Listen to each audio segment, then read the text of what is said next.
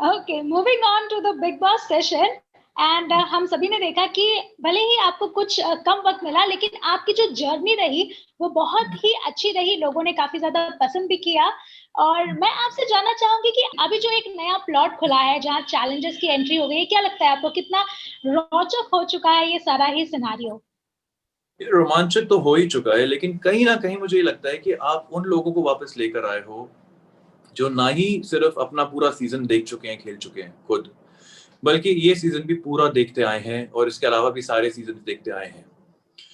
ऐसे लोगों को न्यू कंटेस्टेंट्स के साथ, फ्रेशर्स के साथ, फ्रेश कंटेस्टेंट्स के साथ भिड़ा देना थोड़ा फ्रेश कंटेस्टेंट्स के लिए अनफेयर है, because people like Rakhi Sawant, Vikas Gupta, Manu Punjabi, Rahul Mahajan, Arshi Khan, I hope I'm not missing anybody, but whatever, these people, they are so जी experienced, they know the game very well, उनके मतलब बैक ऑफ द हैंड पे उनको game आती है। So interesting जरूर है, मसाला जरूर ऐड हुआ है, लेकिन कहीं ना कहीं मुझे लगता है अनफेयर है। For the trophy, if you're putting everybody equally, then these people have a yes very big advantage because they've played it before and they've come watching each and every one of those people in the house. So yeah, जी that's my point of view. जी, मैं आपसे जानना चाहूँगी कि अभी जो ये री-एंट्री का सिलसिला हमने देखा, जहाँ अली गोनी की री-एंट्री हुई और उसके बाद हमें निकी तंबोली की भी री-एंट्री देखने को मिली। क्या कहना चाहेंगे आप इसके बारे में?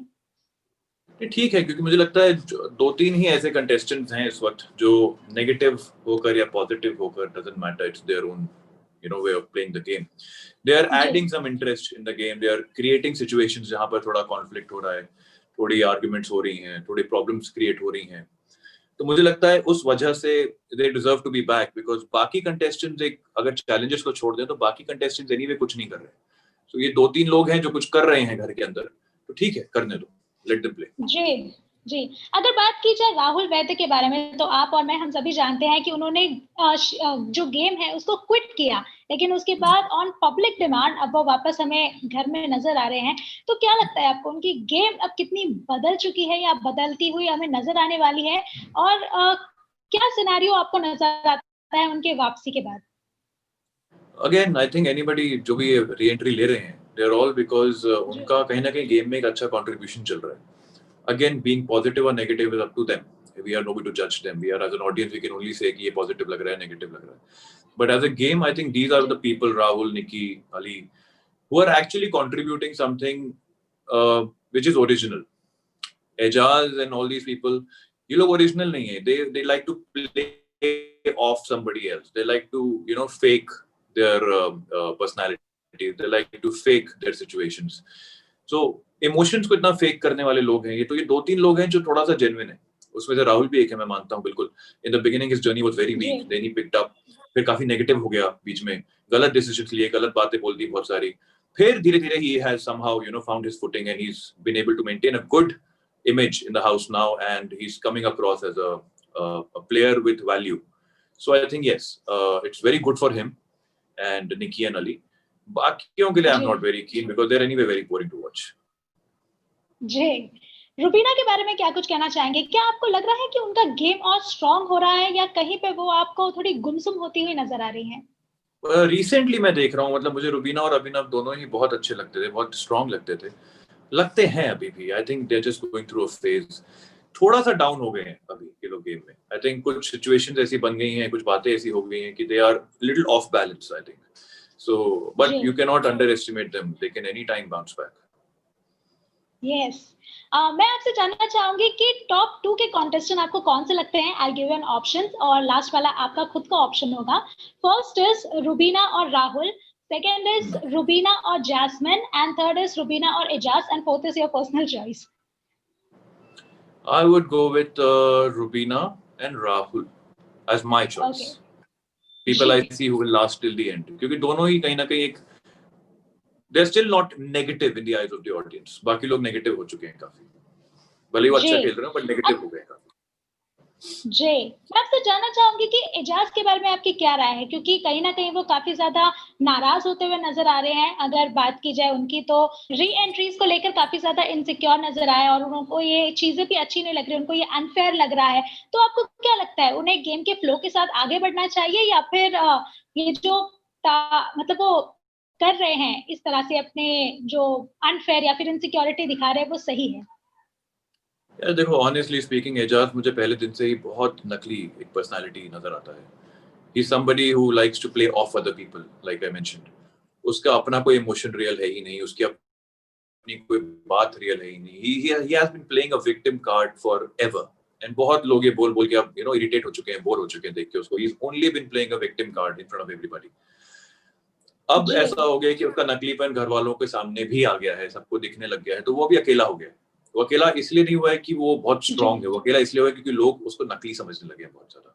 उसकी बातें, उसके डिसीजंस सब बहुत ही पॉलिटिकली करेक्ट, बहुत ही सेल्फिश मोटिव्स के साथ, कि मैं ये डील कर लेता हूँ, इसके साथ ये फायदा हो जाएगा, उसको बचा लेता हूँ अभी. सब टेम्पररी रिश्ते बनाता है वो घर के अंदर. तो वो कितना ही लंबा टिक जाता है. जी जहाँ मैं आपसे जान के बारे में पूछ रही थी कि आपका भी एक अच्छा बॉन्ड नजर आया, तो अब मनु पंजाबी को जान 2 कहा जा रहा है, क्या कुछ कहना चाहेंगे आप उनके बारे में? यार अब उससे बड़ी गाली नहीं हो सकती मनु पंजाबी के लिए. अगर उसको जान 2 बोला जा रहा है तो I think that's a very very bad insult for him. यार देखो, जान के साथ एक बहुत अच्छी बॉन्ड मेरी तरफ से जरूर, एक ऑनेस्ट फ्रेंडशिप, एक ब्रदरहुड था. क्योंकि वैसा ही मैं इंसान हूँ. अगर मैं बोलता हूँ तो मेरा भाई है, तो मैं भाई मानता हूँ. मुझे जी वो लोग समझ में ही नहीं आते जो अपने फायदे के लिए रिश्ते बनाते. तो मैंने वही भाईचारा, दोस्ती, whatever you want to call it, maintain करी आखिरी दम तक. I tried to save him, but then he is somebody who's empty on the top floor. And वो बहुत ज्यादा ही इन्फ्लुएंस होके दूसरों को खुश करने के लिए गेम खेलता है. उसका गेम जी का स्ट्रेटेजी ये है कि कितने लोग ज्यादा खुश होंगे अगर मैं ये करूंगा तो, rather than what I actually want to do. तो वो करता है जो क्राउड को अपील करे, जो उस घर में ज्यादातर लोगों को अपील करे. तो उस वजह से एक पॉइंट के बाद everybody started calling him double ढोलकी, बिन पैंदी का लोटा, जी स्नेक, व्हाटएवर, जो भी बोलते थे, दोगला. These kind of words were used for him, and which are correct, because he should have done what his heart wants. He should have followed what his brain and his own emotions wanted him to do. वो हमेशा वो करता था जो उसको फायदा दे by appealing to the masses. तो उस चक्कर में वो काफी नकली दिख गया. I mean, I heard his father giving a जी very strong statement that his mother has not brought him up well. I mean, that's a very big statement coming from a father. So it's really sad, and I hope Jan learns his lesson. He starts following his heart and becomes somebody who people can trust. Because right now he's somebody who nobody can trust. Yes okay my next question with this you कि इस हफ्ते कौन evict हो सकता है? अभिनव, एजाज, अर्शी, कश्मीरा और Manu Punjabi? Very difficult question यार, ये पता नहीं चलता है. It all depends on the audience. अब ये जी चैलेंजर्स हैं, नए हैं, तो ऑडियंस इस सीजन की बहुत ज्यादा कनेक्ट शायद नहीं करी होगी. But at the same time उनके सीजन्स की बिग बॉस का जो एक कॉमन ग्रुप है, एक जो फैन बेस है, वो जी सब इन सब से कनेक्ट करते हैं. So you never know. I don't think I can make a comment on that. No idea. Okay okay जहां मैं आपसे पहले री एंट्रीज की भी बात कर रही थी, अगर आपको री एंट्री का मौका दिया जाता है तो क्या आप उसे ग्रैब करना चाहेंगे? मैं नहीं कर पाऊंगा because I have some projects lined up. Okay thank you so much Nishant. We wish you luck and we wish कि जैसे ही आपकी फिल्म आए हम दोबारा आपसे इसी तरह मिलें और उसके बारे में भी और चर्चा करें. Thank you for your time and thank you for joining with us on Bollywood spy.